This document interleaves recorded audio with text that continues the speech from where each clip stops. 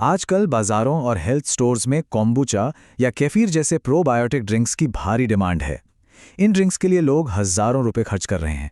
लेकिन सोचने वाली बात है ना कि बिल्कुल यही वैज्ञानिक प्रक्रिया उत्तर भारत के पुराने घरों की छतों पर एक साधारण से मिट्टी के मटके में पीढ़ियों से होती आ रही है, बिना किसी फैंसी लेबल के, और वो भी सिर्फ गाजर, पानी, नमक और राई के इस्तेमाल से। तो इस विश्लेषण में आइए इसी रहस्यमयी ड्रिंक, जिसे हम कांजी कहते हैं, के विज्ञान और इसकी उस भूली बिसरी परंपरा के पन्ने पलटते हैं। इन दोनों का फर्क देखिए, सच में दिमाग घूम जाता है। एक तरफ है कम से कम 300 रुपए वाली कमर्शियल कॉम्बुचा की बोतल, और दूसरी तरफ मुश्किल से 30 रुपए में तैयार होने वाला कांजी का अपना घरेलू मटका।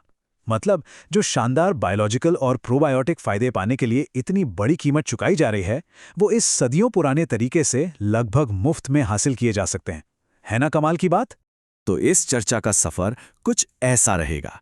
सबसे पहले वाइल्ड फर्मेंटेशन का जादू समझेंगे, फिर कांजी बनाने का पारंपरिक तरीका देखेंगे। इसके बाद इसके रंग बदलने का दिलचस्प विज्ञान, कोम्बुचा के साथ इसकी सीधी टक्कर, अलग अलग राज्यों में इसके रूप, और अंत में कांजी से जुड़े कुछ आम मिथकों की सच्चाई जानेंगे। भाग 1, the magic of wild fermentation, no starter needed. यानी बिना किसी स्टार्टर के होने वाला ये फर्मेंटेशन आखिर काम कैसे करता है? अमूमन दही जमाना हो या खमीर उठाना हो, हमें बाहर से थोड़ा सा स्टार्टर या जामन डालना पड़ता है। लेकिन यहाँ वाइल्ड फर्मेंटेशन का खेल चलता है। इसमें बाहर से कुछ नहीं मिलाना।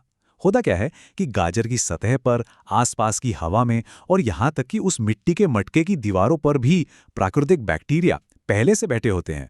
मुख्य रूप से ल्यूकोनोस्टॉक मेसेंटेरोइड्स और लैक्टोबैसिलस प्लांटारम।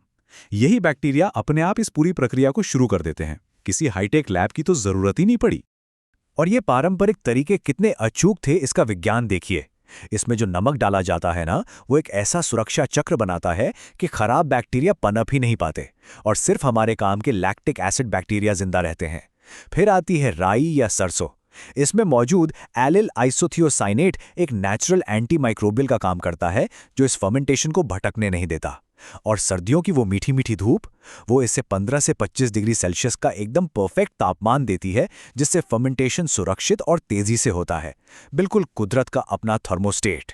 भाग 2, the method of making kanji, the traditional recipe. चलिए देखते हैं कि पीढ़ियों से इस जादुई प्रक्रिया को बिना किसी मशीन के कैसे किया जाता रहा है। तरीका इतना आसान है कि कोई भी हैरान रह जाए।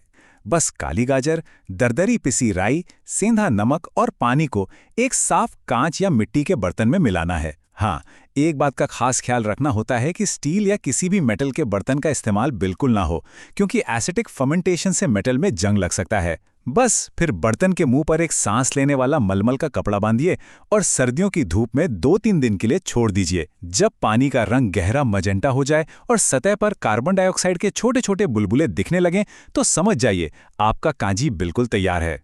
भाग 3, the science of colour change, anthocyanin और लैक्टिक एसिड। बर्तन के अंदर जो केमिस्ट्री चल रही है ना, वो सच में किसी जादू से कम नहीं है। जरा सोचिए, एक सादे से पानी और गाजर का रंग इतने ड्रामेटिक तरीके से कैसे बदल जाता है। शुरुआत में जो रंग हल्का बैंगनी होता है, वो अचानक से इतना चमकीला लाल या मजेंटा कैसे बन जाता है। यह सिर्फ आंखों को अच्छा लगने के लिए नहीं है, इसके पीछे एक बहुत ही पक्की केमिस्ट्री काम कर रही है। इस विश्लेषण का ये शायद सबसे दिलचस्प हिस्सा है। देखिए, काली गाजर में एंथोसायनिन नाम का एक पिगमेंट पाया जाता है। अब होता यह है कि जैसे जैसे लैक्टिक एसिड बैक्टीरिया प्राकृतिक शुगर को खाते हैं, वे लैक्टिक एसिड बनाते हैं। इससे पानी का पीएच लेवल गिरने लगता है और एसिडिटी बढ़ती है। अब ये जो एंथोसायनिन है, ये बिल्कुल एक प्राकृतिक पीएच इंडिकेटर की तरह काम करता है। जैसे ही एसिडिटी बढ़ती है, यह पिगमेंट बैंगनी से बदलकर एकदम चमकीले मजेंटा रंग में आ जाता है। तो मतलब रंग का गहरा होना महज इत्तेफाक नहीं है, यह एक सटीक प्राकृतिक केमिस्ट्री टेस्ट है जो बता देता है कि फर्मेंटेशन सफलतापूर्वक हो चुका है। भाग 4, कांजी बनाम कोम्बुचा, अ फेयर कंपैरिजन। आइए अब एक सीधी और निष्पक्ष तुलना करते हैं। यहाँ दोनों का गणित एकदम साफ है। कोम्बुचा बनाने के लिए यीस्ट और बैक्टीरिया का स्कोप भी स्टार्टर चाहिए। ये चाय पर बनता है। इसे तैयार होने में 7 से 14 दिन का लंबा समय लगता है और बाजार में कीमत होती है 150 से 400 रुपए, जिसमें भारी कीमत शायद कांच की बोतल और मार्केटिंग की ही होती है। दूसरी तरफ हमारी कांजी को देखिए, बिना किसी स्टार्टर के जंगली लैक्टिक एसिड बैक्टीरिया से बनती है, सब्जियों का बेस है, सिर्फ 1 से 3 दिन में तैयार हो जाती है और लागत महज 20-30 रुपए। दोनों ही आंतों के लिए शानदार प्रोबायोटिक्स हैं, लेकिन एक के लिए भारी कीमत और खास कल्चर चाहिए, जबकि दूसरी पूरी तरह से प्रकृति पर निर्भर, तेज और बेहद सस्ती है। भाग 5 regional variations, kanji across North India. उत्तर भारत के अलग अलग राज्यों में जलवायु के हिसाब से इस ड्रिंक का अंदाज कैसे बदलता है, आइए देखते हैं। ये भौगोलिक सफर बड़ा ही रोचक है। उत्तर प्रदेश और दिल्ली की तरफ जाएं तो वहां पारंपरिक काली गाजर का ही इस्तेमाल होता है। थोड़ा ऊपर पंजाब की ओर निकलें तो लोग इसमें चुकंदर भी मिला देते हैं, जिससे एक बहुत ही गहरा रंग और मिट्टी की सौंधी महक आती है। और राजस्थान को तो मत ही भूलिए, वहां रेगिस्तानी गर्माहट का फायदा उठाते हुए शलजम डाला जाता है, जिससे फर्मेंटेशन और भी तेज, यानी बस 24 घंटे में पूरा हो जाता है। खैर, इन सब में हीरो एक ही है, डॉकस कैरोटा यानी काली गाजर, जो केवल सर्दियों के कुछ महीनों में ही उपलब्ध होती है। भाग 6 मिथ्स अबाउट कांजी बस्टेड। अक्सर पुरानी बातों के साथ कुछ गलतफहमियां भी जुड़ जाती हैं। चलिए विज्ञान के नजरिए से इन्हें दूर करते हैं।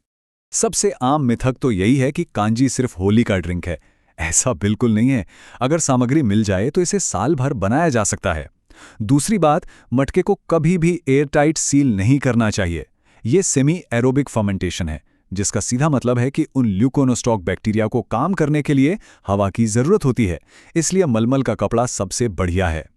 तीसरा, गहरा रंग देखकर ये मत सोचिए कि ये खराब हो गया है, बल्कि ये हाई एसिडिटी और सुरक्षित फर्मेंटेशन की पक्की गारंटी है। और हाँ, मेटल या धातु के बर्तन का तो सवाल ही नहीं उठता, क्योंकि लैक्टिक एसिड मेटल के साथ रिएक्ट करके नुकसानदायक तत्व छोड़ सकता है। ये विचार वाकई दिल को छू लेने वाला और थोड़ा कड़वा सच भी है। अक्सर हमारे घरों से बिना किसी तामझाम वाली जो बेहतरीन और वैज्ञानिक परंपराएं गायब हो रही हैं, विडंबना देखिए कि उन्हीं स्वास्थ्य लाभों को आज बड़ी बड़ी कंपनियां चमचमाती बोतलों में पैक करके दुनिया भर में महंगे दामों पर वापस बेच रही हैं। इस चर्चा के अंत में एक बहुत बड़ा सवाल सोचने के लिए मजबूर कर देता है। क्या ऐसे कमाल के वैज्ञानिक पेय कभी हर घर की पहचान हुआ करते थे? हम अपने पूर्वजों के ऐसे और कितने नायाब विज्ञान भूलते जा रहे हैं? अगली बार हम एक ऐसी ही और प्राचीन भारतीय परंपरा के रहस्य से पर्दा उठाएंगे, भारतीय सोरोडो का इतिहास। तब तक के लिए इस अद्भुत विज्ञान और अपनी इन जड़ों के बारे में विचार जरूर कीजिएगा।